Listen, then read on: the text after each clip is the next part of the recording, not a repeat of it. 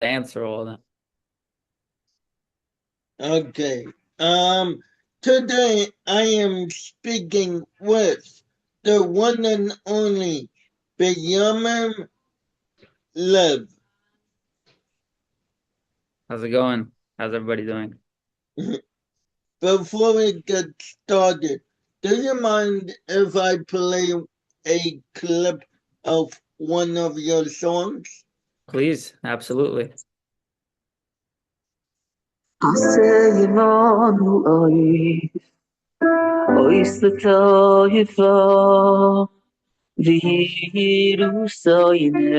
Actually, the first clip I ever put out.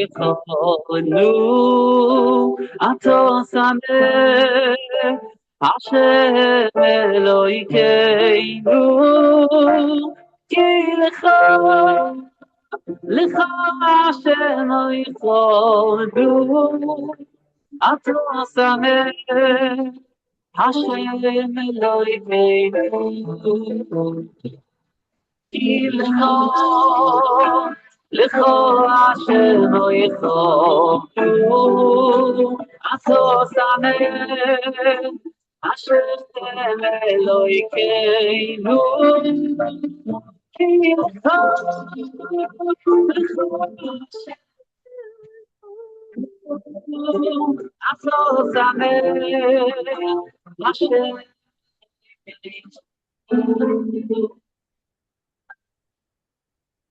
Wow, Gewalt. Oh, That was actually that was actually the first, I think that was the first video clip I ever put out.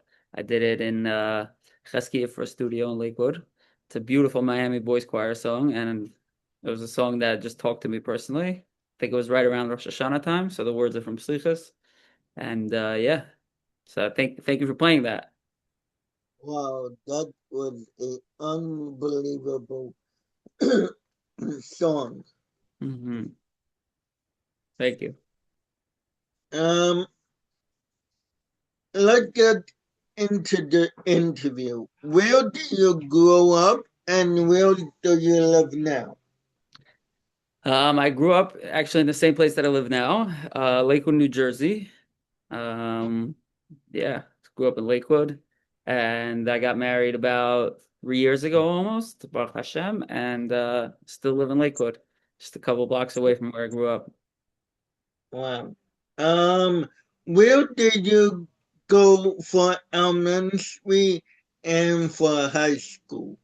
Wow. Okay, so elementary school, I went to Yeshiva Orchos Chaim, still around. I actually live very close by over there. And high school, I was in a few different yeshivas, but most notably the main one, I would say Edison Yeshiva. RJJ of Edison, went there for high school, was there for 2 years, bounced around a couple other places, but mainly there. Uh, um, um, did you go to base medrash or did you go to college?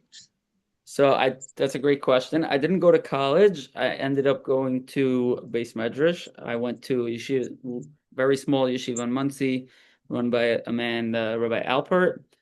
It's not around anymore, but it was for just it served this purpose when I was in base medrash. And yeah, so I was in base medrash there for 3 years, and then I went straight to work. I didn't go to college. I didn't go to Eretz Yisrael. Just Hold on, I have a question. sure. Um, did you get your college degree when you were in base matters? I don't believe I did. I think maybe I got some credits, but I didn't. Definitely don't have any sort of degree.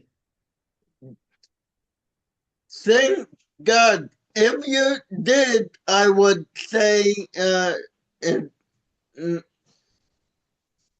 if you don't have a degree, you might become the wealthy and rich person. Well, yeah, if I don't have a degree, right? Yeah. Yeah, Some people who some people can argue having a degree can help you better, like being a doctor or a lawyer, or for sure. if you don't have a good degree, you can still make it in the world. Absolutely. I think if you go to college because you know you're going to want to be something like an accountant, a lawyer, a doctor, something like that, then great. But otherwise, just go get real world experience, become an entrepreneur, go do business, and that's how you make it. Yeah, you don't have to get a college degree to get a job or come rich. Definitely not in today's world. Next, um, at what age did you start singing, and how do you think it helps you in your profession now?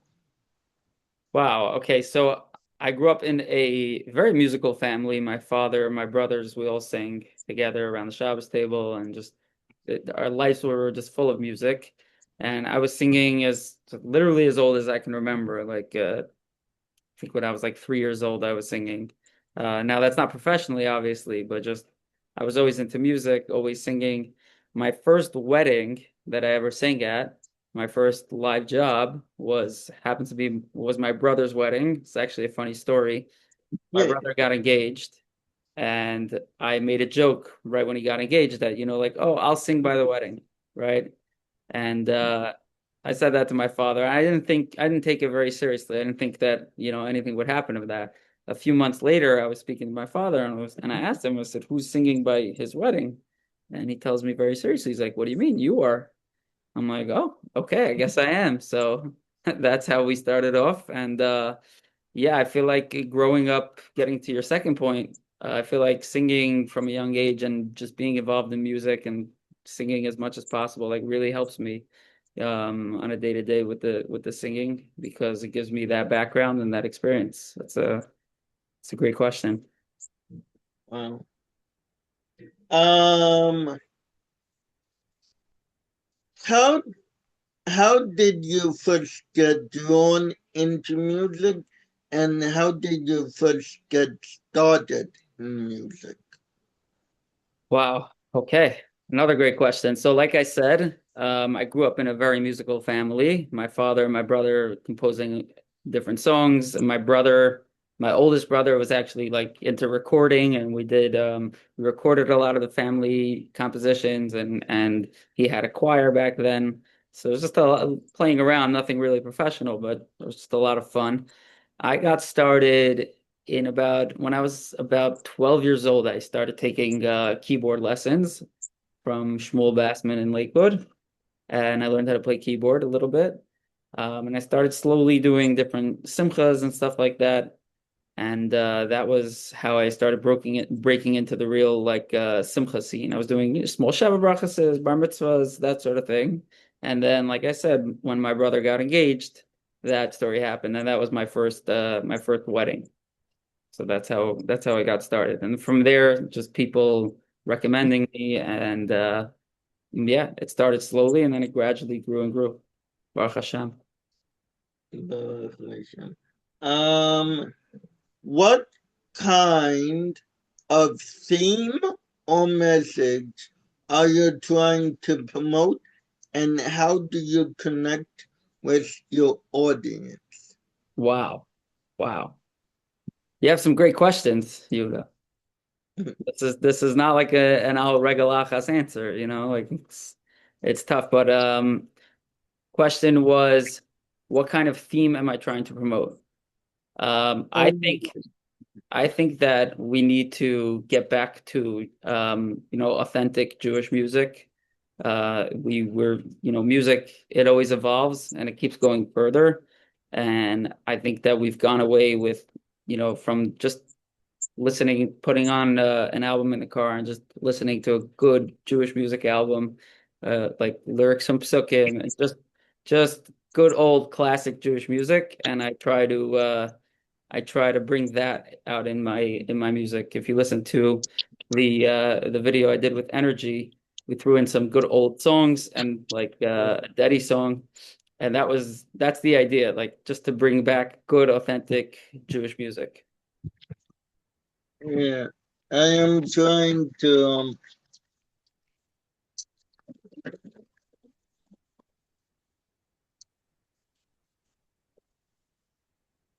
All right, like a there you little go. bit. You got it. Yeah. Um. Yeah, like you're saying, we got away from authentic, real Jewish music. Now it's all fake. It AI created. I think AI has the right place being used as a tool. But yeah, definitely, people are leaning are very electronic based. We've gone to a lot of like English and Hebrew songs, which is what people connect to. And there's nothing wrong with that. I love some of that music as well. I just think that there was a time not so long ago where Jewish music was based in Psukim. You listen to Yaakov Shweki album from 10 years ago. You listen to one of Shlomi Gertner's first albums. Like these are just good, solid, just good music to listen to. And I feel like nobody's really doing that nowadays. So if we could bring that back with a new twist, then that's what, I feel like people like that.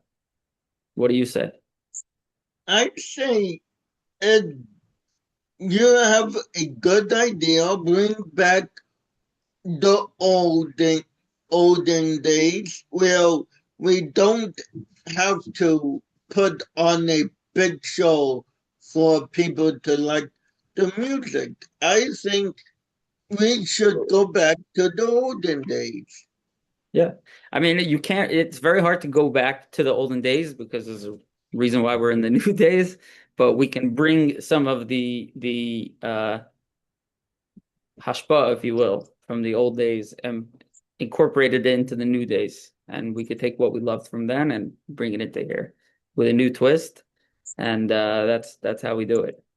I love when I'm by a wedding and I'm able to pull out a good old song during like second dance, and that's like a highlight for me. Like just that part, and you really see the crowd connecting to it because there's something real about the good old days, a good oldie.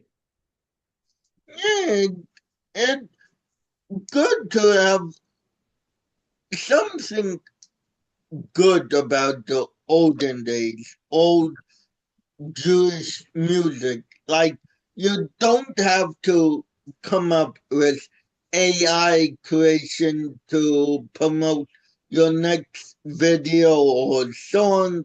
You you go to the studio, you record a song, it released, and people like it or hate it. Yeah, Yeah, that's it. You just got to be true to yourself, whatever comes yeah, out of that. And the people will connect to it or they won't, but as long as you're being authentic to yourself and putting out what you feel like you connect with, that's the goal right there. yeah. Um, what is your pivotal moment in your music career that changed everything for you? Ooh. What is the pivotal moment in my music career that changed everything for me? Wow, that's a great question. It's hard to point to one. I think that music, the way it works in, what I do, which is sing by weddings, is it all just grows on each other. It's exponential growth. You do one wedding and people like you, and then you start to work with different musicians, and you slowly spread out roots, and that's you go from there. Musicians start hiring you, people start calling you, agents start to take notice. So it's all one big growth. It's very hard for me to look and see one pivotal moment that I could pinpoint and say, okay, this was the moment that all turned around, it all blew up. Except for obviously, like we discussed earlier, the starting point. Yeah. Once it started, that's when it started to grow. It started slowly, slowly, slowly, and then Baruch Hashem, it started to branch out more and more. But that's a great question. Um, how many albums, how many singles or albums do you have out now? So I guess you could call it an album, even though it's not technically an album. I just did a music video with Energy Yeah. Band, and that is, I believe, 7 tracks, 7 or 8 tracks. I don't, I don't even remember, but that's my album that's out now. Was featured on a single with Shimon Katz and Shlomi Shimfeld called "Light Sulahal." So that's what we have out now currently, and Bez Hashem, work on a lot more stuff, and you know, very excited to share what's coming. Okay. Um, what goes through your mind before you have to sing? Wow. Okay. I really try to, if it really depends on where I'm at. So if I'm by a wedding, then I really try to, someone came over to me by one of the first weddings that I did. He came over to me afterwards and he's like, you guys do this every night, but if you would just have kavana, you would have the mitzvah of being Mesameach Chasan and Kala, right? When you do it every night, it's not something that you think about often. So I really try to, before I go into a wedding, try to think and daven that Hashem should give me the power to be Mesameach Chasan and Kala and be Mesameach Yidden, bring them up. Uh, you know, Definitely when I was starting out, before I was singing, I was nervous. And now, Baruch Hashem, it becomes sort of routine, and that aspect has gone away. There definitely are some nerves still, but not nearly as much as there were. And just trying to make the crowd happy and think, okay, what sort of songs would work for tonight's crowd? What sort of vibe are they looking for? What do I think would work? What do I think won't work? And where we should go. That's what I think about before singing.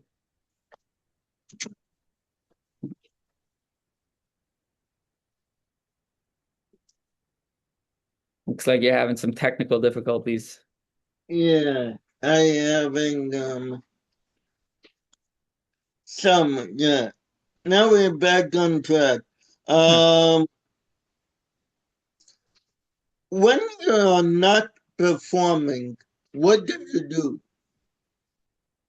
When I'm not performing, so I have a day job. I do car leasing and sales. So if anyone watching this needs a car, feel free to reach out.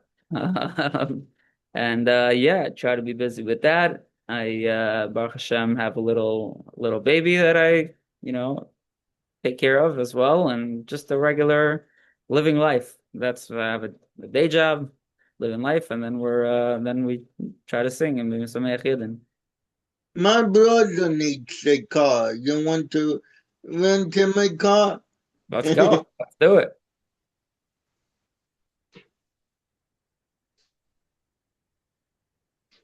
Okay.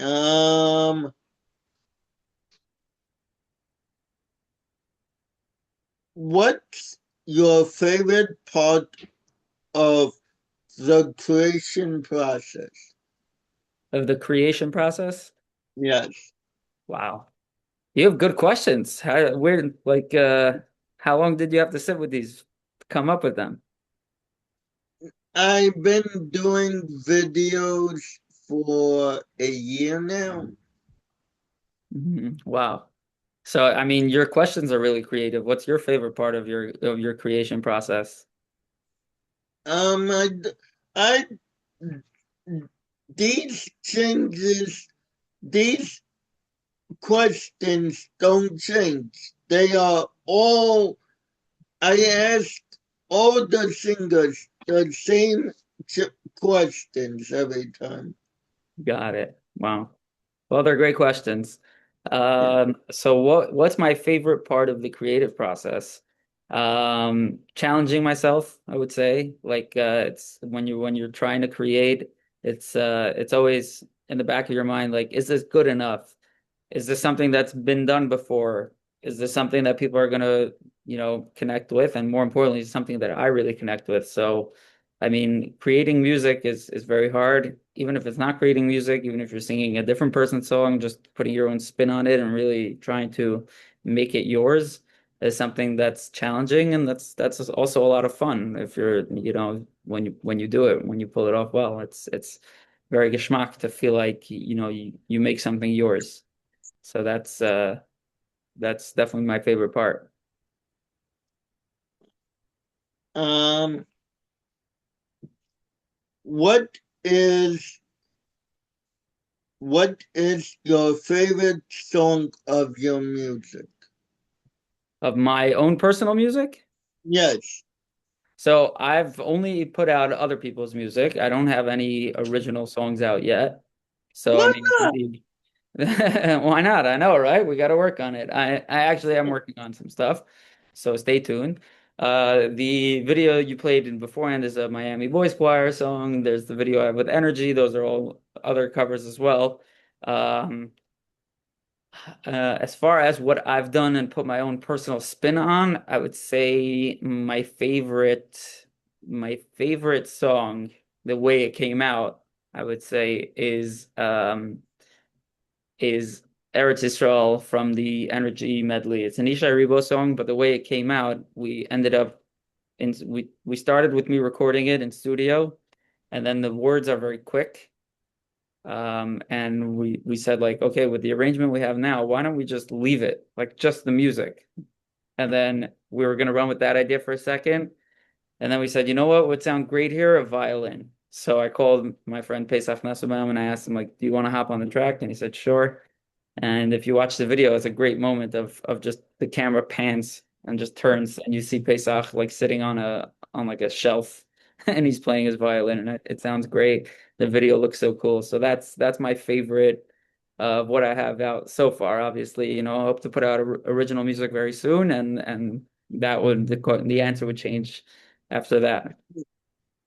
Okay. Who did you get inspired by? Both Jewish and non-Jewish singers to start singing. Okay, wow, that's a great question as well. Growing up, I was a really, really big Yaakov Shwekey fan. I loved Mordechai Ben David's music, Avram Fried. I mean, the list goes on and on. I love Jewish music. More recently, Ishai Ribo, I'm a big fan of. Hanan Ben Ari is I'm a huge fan of his. So it's really hard to pinpoint like one person that I grew up idolizing or looking at and then trying to be inspired from, but they all have a place and they all built the roads that we're standing on today. If not for them, Jewish music would look very, very differently. So yeah, those artists are the ones that I guess definitely inspired me. And the list goes on, by the way. There's a lot more than who I've mentioned. Yeah. You don't have any non-Jewish singers that I'm gonna plead the fifth. why did you decide to become a singer? So I don't really think I decided to become a singer. I think, like I said, I grew up in a very musical family, and then the story about how I got my first job. and I was already playing keyboard by Simchas and then beforehand. So it was just something that I always really loved to do and really enjoyed music and connecting with people and performing. So it just kind of happened. There wasn't really a moment when I decided like, okay, I'm going to become a singer. It was just it happened organically, and now we're here. Um, are you coming out with any new stuff? Yes, Bez Hashem, we're gonna be putting out a lot of new stuff. You know, I like to feel like I'm just getting started. There's actually some actual singles in the work. I don't know when exactly it'll be out, but there definitely are stuff, and you just gotta stay tuned, hang in there, and it'll be there. Bez Of Hashem. your My own stuff, and then some of the similar stuff to what we've been doing up until now, some covers and stuff like that. Yeah, Bez okay. Hashem. Um,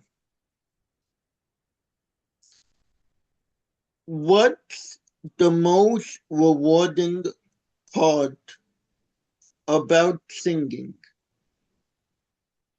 The most rewarding part about singing, probably for me, is when I get done a wedding and go over to the chassan to wish him mazel tov, and I'm able to see how excited he was with his wedding, and that's really what it's all about. Because if we're singing at weddings, and the goal is to be masameach yidden and to be masameach chassan and kala, so seeing that that has actually worked, that's the most rewarding part.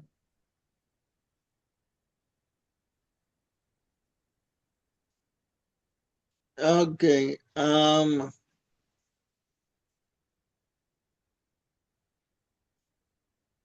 How do you maintain vocal health? Wow. Asking the hard-hitting ones here. So actually for a while, my father, let me start like this. My father was he went to vocal training years ago, and as a kid, he taught me like a little bit of what he learned from there. And then as I got older and I started to do this on my own, I've since gone to voice lessons and still do. I have a vocal coach that I work with. We do I try to do it twice or three times a week. And the key is staying consistent and not overextending yourself on the when you're singing. Yeah. Um, who who did you record with, and who did you perform with on stage so far? Wow. I don't know if I could go through all the list of everybody just because it's gonna be long, Baruch Hashem. Most notably, about a year ago, I was zeicha to do a wedding together with Avram Fried. It's actually an interesting story. I was booked on the wedding, and the Kala's uncle decided that he wanted to surprise the Kala with Avram Fried. So we ended up doing the wedding together. That was a lot of fun, kind of intimidating, but a very, very cool experience. Yeah. And then my energy video, I got to record with Chaim Bukshin, who's not a singer, but he's one of the top in the music producing world and head of Energy Band. So that was also a real treat. Wow. Um, at what age did you start performing live? Wow. So my first, I think, actual meaning, so I was playing keyboard live, like by Simcha's one-man band, probably since I was 13 years old. But my first singing job, actually, funny enough, this is before that wedding that we spoke about. I was 18 or 19, I don't remember. And I was in yeshiva in Muncie, and my Rebbe came in to, he came over to me and he said, that he's making a bar mitzvah. And there was me and this other guy who played, we both played keyboard. We were both in yeshiva and we played keyboard. And he came over to us together and he said, okay, I'm making a bar mitzvah. You guys figure it out. Who's going to play? Like, you guys fight it out because we both wanted to. So instead of I told him, I said, instead of, us fighting it out, why don't you play and I'll sing? And he said, "Oh, sure." So that was so we ended up doing that by the bar mitzvah, and that was my first uh live gig. Um, um,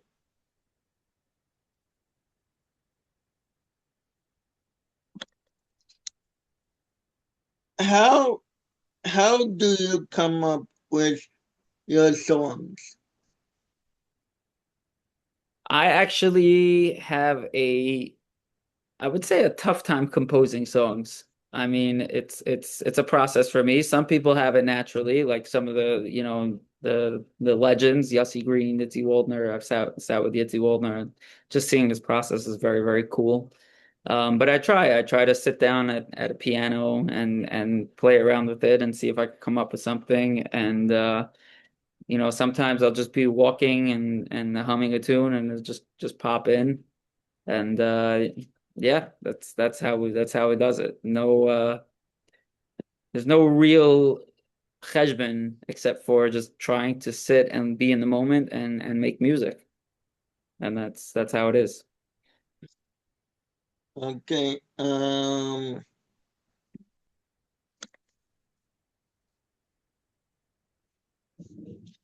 What is your favorite type of gig?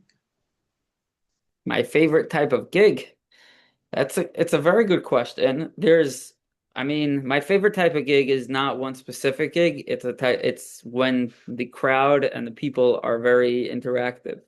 And then you see that they're feeding off of the music that I'm providing. So if it's a wedding, if you have a good crowd and they're dancing and they're bringing the energy and they're connecting with the songs that I'm singing, then it's great. If it's a kumsitz and everyone's sitting around, they're really singing and into it, and that's great. It's hard to put one gig on top of the other, but they're all amazing if the crowd is into it and you really feel that what you're providing is connecting with the audience. That's the best type of gig. Last question. Oh, What baby. words of inspiration do you have for the world? What sort of inspiration do I have for the world out there? Yeah. Wow. I would just say to be yourself, and try to just connect with people and see what connects with you. Be authentic, be real, and you can't really plan anything the way that we want it to happen, and it'll happen. A Mensch tracht and Gott lacht, right? Man plans, God laughs. So you never really know what's going to end up happening, but you just gotta keep at it, keep going down your process, be authentic to yourself, and eventually stuff's gonna happen. That's it. I would love to thank you for coming on. Thank you for taking some time out of your day to speak with me and enjoy the rest of your day. Thank you for having me. Thank you for taking the time to speak to me. It was a really pleasurable experience. Thank you very much. And yeah, let's do it again sometime. Okay. All righty. Take care.